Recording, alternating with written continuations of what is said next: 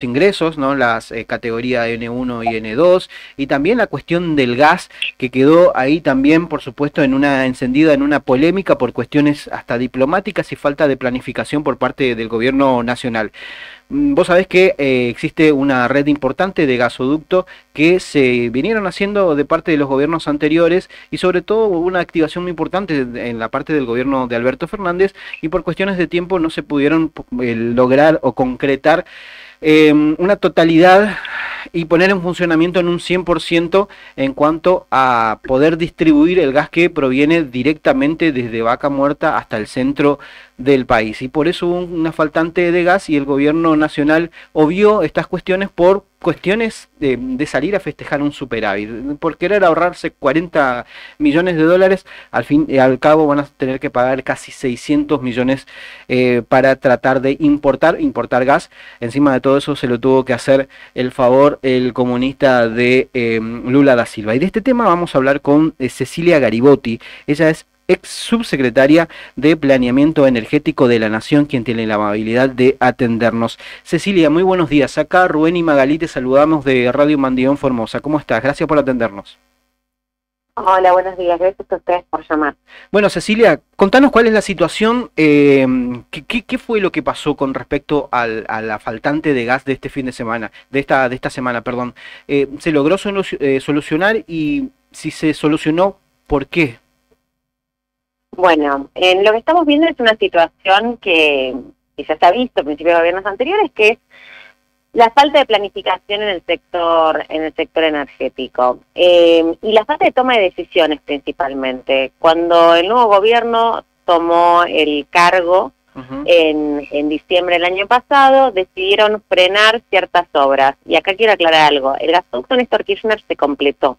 Sí. Es un gasoducto que transporta 11 millones de metros cúbicos al día de gas natural, y está completado y se terminó de hacer en julio del año pasado. Sí. Se inauguró, fue un acto bastante grande. Lo que se decidió en su momento también fue hacer obras complementarias, que son plantas compresoras, para que pueda duplicarse la capacidad. ¿Qué son las plantas compresoras? El gas va por un tubo, ¿no? Ese es el gasoducto, es básicamente un tubo. Sí. Entran 11 millones de metros cúbicos. Gracias a las plantas compresoras que comprimen ese gas, como dice el nombre, puede duplicarse la capacidad. Esto era muy importante. Sí, para que el gas de Vaca Muerta pueda llegar a todo el país, y en particular para empezar a trabajar en otra obra, que es la reversión del gasoducto norte, y que el gas que es el gasoducto que conecta Formosa con el centro Bolivia con el centro del país, que pasa por todo el norte, y se estaba trabajando en revertir sus flujos. Ahora que nosotros tenemos más gas de Vaca Muerta y hay menos gas en Bolivia, podíamos trabajar para que el gas de Vaca Muerta sea el que llega al norte del país y abastecer más.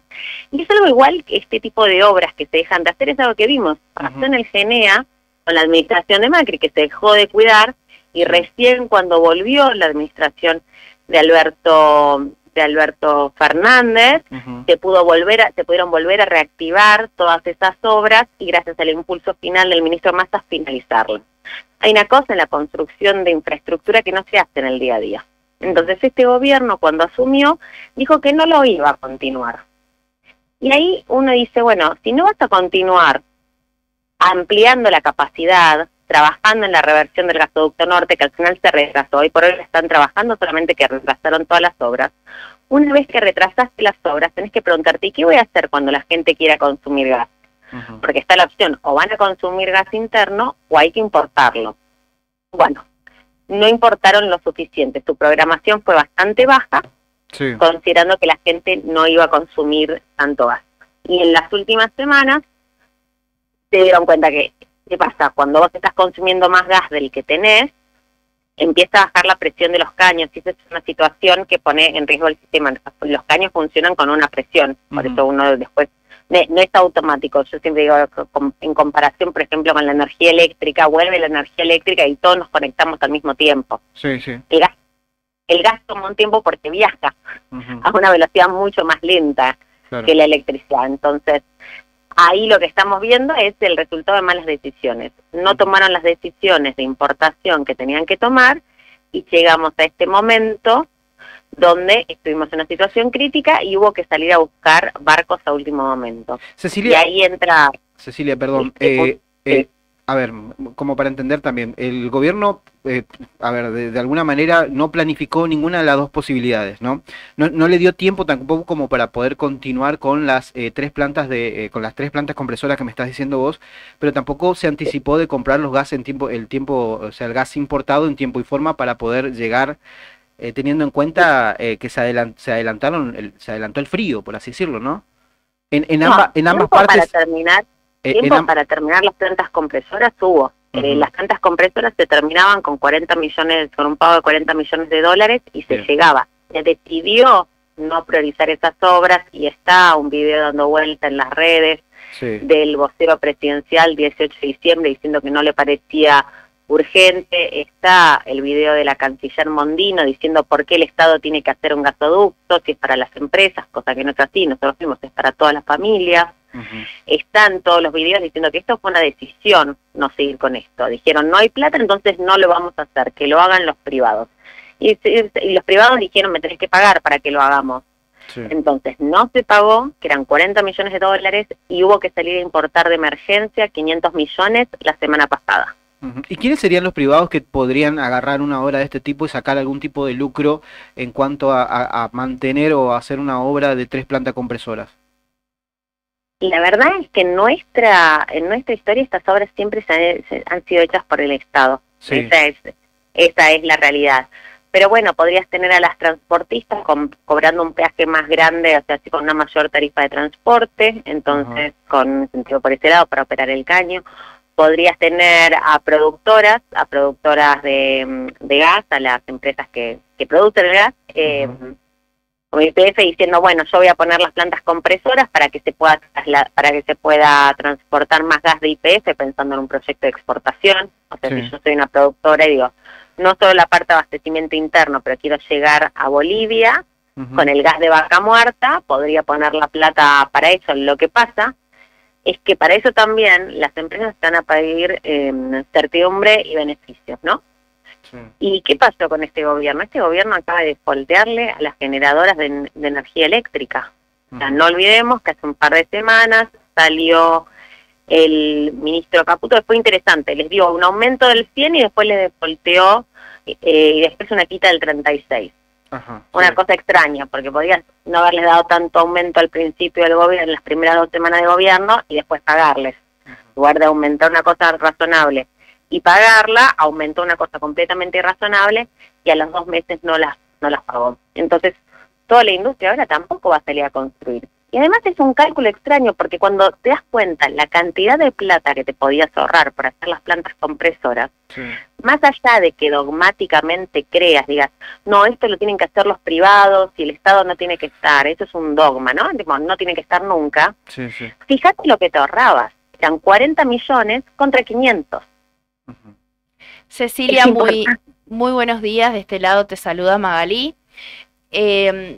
¿Cuál sería la solución, Cecilia, en este momento para poder contar nuevamente con el suministro de gas? Porque ayer, por ejemplo, nosotros acá informábamos que en la ciudad de Córdoba tenían prohibida la venta del GNC, por ejemplo, en las estaciones de servicio. También había muchos lugares donde ya habían cortado el gas, ¿sí? Y encima estamos atravesando una etapa donde hace mucho frío, o sea, las temperaturas son bajas.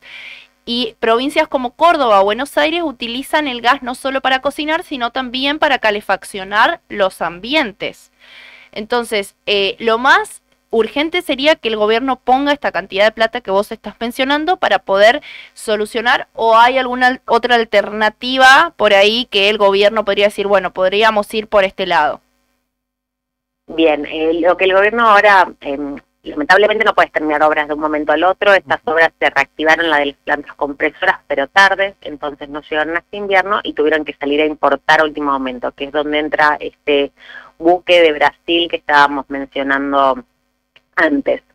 Ahí quiero hacer una aclaración, los cortes que se vieron fue a estaciones de GNC en muchos puntos del país, y a las industrias. No hubo cortes a zonas como domiciliarias enteras, ¿no? La verdad que es una cosa que es muy compleja, ¿no? De nuevo, no es como el caso de la energía eléctrica, que alguien después, si te cortó la luz, vuelve en la casa de tu vecina, en la casa de tu vecino, y después te vuelve a vos, de todo más o menos al mismo tiempo. Claro. En el gas no se corta, si cortaras una provincia entera, es casi imposible, no es imposible, pero tomaría un montón de tiempo, porque vos tenés que ir casa por casa para reconectar el servicio. Necesitas una persona que esté, un gasista matriculado, que vaya a cada casa, imagínate en Buenos Aires, a cada departamento, un edificio grande, para reactivar el gas, porque al ser un gas que, si no es bien manejado, es peligroso, el gas natural, como es inflamable, es tóxico, vos tenés que estar muy seguro de que no haya ninguna pérdida. Entonces, no hubo cortes a casas, estuvo el sistema en una situación crítica, se pidió cortar el gas a industria, que es un problema porque las industrias ahora están trabajando, digamos, no a máxima potencia, porque estamos en el medio de una recesión, con lo cual imagínate, sos una industria, estás haciendo un esfuerzo en este contexto económico para sobrevivir, y de un día al otro te dicen, bueno, no tenés energía. Con una decisión que se podía evitar, que ese es el punto, no es una sorpresa, no es que se adelantó el frío. En mayo hace frío. Si uno va y mira las reglas o sea, el marco jurídico de la energía, mayo se considera parte del semestre de frío, de invierno. O sea, entonces es muy extraño que ahora vengan a decir, no, bueno, se adelantó el frío. No, hace frío. Eso es lo que dijo Adorni, Cecilia. Adorni directamente dijo que culpándole al frío y también culpando la gestión anterior. Bueno, si vos le escuchás a Adorni el 18 de diciembre, o sea, si ponés los dos videos, tenés a Adorni el 18 de diciembre diciendo no lo vamos a completar, y Adorni ahora diciendo, bueno, se nos adelantó el frío. Y ahí hay un punto muy importante, porque me han dicho muchos, no es una crítica a la gestión anterior, también es una reivindicación a la gestión anterior, porque es decir, ojalá hubiesen hecho más obra pública. Vienen a decirte, yo te voy a cortar la obra pública, y entonces usan la infraestructura que ya hizo el gobierno anterior, que tiene un compromiso con el abastecimiento de gas natural a todo el país. Pero realmente lo que estás diciendo al fin y al cabo es que querías que toda la obra lo hicieron el gobierno anterior, para vos poder venir ahora a decir estamos cerrando el grifo, pero todavía tenés gas. Y esto también pasó, ¿sabes con qué pasó? Y se vio entre el macrismo y el último gobierno, entre el gobierno del presidente Macri y el último gobierno de Cristina, que llegó el presidente Macri, no hizo 1 kilómetro de líneas de transmisión de energía eléctrica. No es una exageración. Y entonces, claro, usan siempre la infraestructura que viene del anterior. Se reactivaron esas obras con el gobierno de Alberto Fernández. Y en particular con la llegada de Sergio Massa al ministerio, que puso mucho énfasis en que se completaran las obras de infraestructura de energía. Pero realmente cuando ahora dicen, es fácil decir, es del gobierno anterior, cuando estuvieron todos los meses, y está grabado diciendo nosotros no lo vamos a hacer. Pero bueno, ahora tienen que explicar algo porque realmente no hay registros en el pasado cercano de que algo así pueda pasar con el gasoducto. Sí, Cecilia, a todo esto también, ¿cuál era el nivel de gravedad que estábamos atravesando o que podíamos haber atravesado en caso de que el Estado acá como tal no venga a salvar las papas? Digo, porque estaba hasta en riesgo, no sé, la generación de energía eléctrica, por ejemplo, ¿no? Lo que pide Camesa para como insumo, digo, ¿no? De la producción de energía eléctrica. ¿Estuvimos al borde de la faltante de energía eléctrica por falta de gas? Estuvimos muy cerca, efectivamente. Bueno, ahí lo estaba mencionando Magalí, la gente usa, es verdad, para la industria, para las plantas de GNC, para calefaccionarse, para cocinar, y usamos el gas natural para generar energía. Lo que se decidió la semana pasada fue decir, vamos a importar mucho de las plantas generadoras de energía que utilizan gas natural, podrían utilizar alternativamente gasoil o fuel oil. Es más caro, es más ineficiente, daña más las máquinas, pero podés. Este año estuvieron usando gas de vaca muerta, gracias a que el gasoducto existe, pudieron usar el gas de vaca muerta. Pero lo que dijo ahora, la orden de la semana pasada fue, importemos combustibles líquidos, importemos gasoil, importemos fuel oil, y que Gamesa deje de usar el gas natural, así el gas natural queda para las familias, y utilice estos combustibles líquidos. Te hiciste elegir algo en donde no necesitabas elegir, porque con solo ampliar la capacidad del gasoducto ya podías hacer las dos cosas.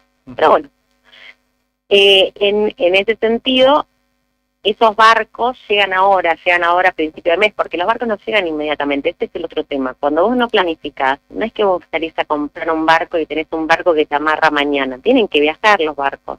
Claro. Entonces estamos en el medio. Entonces, por ejemplo, el barco de GNL de Brasil, justo, Brasil es país limítrofe. Pero si Brasil no hubiese tenido un barco de GNL, no teníamos forma de que llegara tan rápido al puerto. Estos barcos que se compraron estarían llegando a principios de junio, o sea, entre este fin de semana y principios de la semana que viene. Si nos quedábamos sin gas natural antes, lo que hubiesen hecho es pedirle esas centrales eléctricas, esas centrales de generación eléctrica, que dejaran directamente de generar. ¿Por qué? Porque no podés quedarte sin gas natural en el sistema. Eso hubiese sido realmente muy grave. Así que si estuvimos cerca de esta situación, no pasó gracias a que Brasil nos permitió tener su barco. A pesar de toda esta cuestión, ese lío administrativo que hubo ahí, ¿no? Con esta nota de crédito, ¿no? Que tuvo que intervenir Mondino, o no sé si intervino Mondino como tal, pero ella fue quien salió a celebrar a través de Twitter. Sí. Pero sí, a ver, si hay una cuestión ideológica y Lula, por ejemplo, separa, esto es una cuestión política, ya te estoy llevando para ese lado, Cecilia, pero si el gobierno de Brasil por algún motivo se dice, me cierro ideológicamente como se cierra Milei, hubiésemos pasado varias semanas sin gas, ¿no? Sí, no, pero además te digo que si nos hubiésemos quedado sin gas, primero cortás las centrales, después hubiesen cortado toda la industria. Realmente es incalculable el costo de quedarte sin gas en el sistema, que se te caiga todo el sistema, es incalculable. Pero ahí te digo que no es que se pare o que se enoje, es directamente, ellos tenían que comprar ese gas para ellos mismos. Y vino Argentina y te dice, che, yo no me di cuenta, ¿me lo das? Y no es que ni siquiera por enojo, te pueden decir, mira, lo tengo que usar. O sea, el gas que te dieron, lo dejan de usar ellos. Ahí es donde entra la fraternidad entre los países, que es de decir, bueno, yo entiendo que lo tenés que usar, pero estamos en una situación crítica para el sistema, y ahí eso es una cosa importante. Brasil lo tenía comprado, no es que no es que te lo da sino más, o no te lo da de más porque no te quiera, digo. Te podría haber dicho sencillamente, yo no quiero hacer el sacrificio porque vos no hiciste la planificación.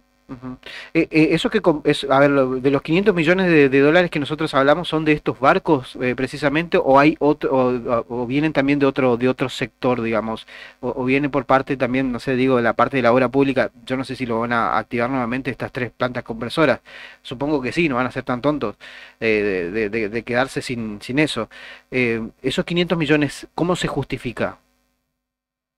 Bueno, es lo que te sale preservar el sistema de gas, o sea, lo justificás desde ese punto de que necesitas que el sistema esté. En ese sentido, la verdad que lo que tenían que hacer era salir a comprar. Es una pena que hayamos tenido que salir a comprar eso y no voy a terminar las obras, pero una vez que no las hiciste, es la única planificación posible. Claro. No tenés otra. Ahora, la pregunta va a ser, en esto que nosotros hablamos, y creo que vos habías mencionado también antes, ¿no? La actualización de los precios de energía. Sí. Toda esta compra de más va a afectar el precio de la energía, va a hacer que sea más caro de lo que hubiese sido usar vaca muerta. Entonces, ¿cómo se lo van a trasladar a los usuarios? ¿Entendés? Es tipo, bueno, ahora que se encareció toda la generación de energía eléctrica, porque salimos a comprar esto, y no es solamente lo que te sale los combustibles, es el combustible llega a puerto y lo tenés que llevar hasta las centrales, lo llevas en camiones, no son cosas que se teletransportan, vos tenés que poner toda una logística, es una logística cara, y a último momento.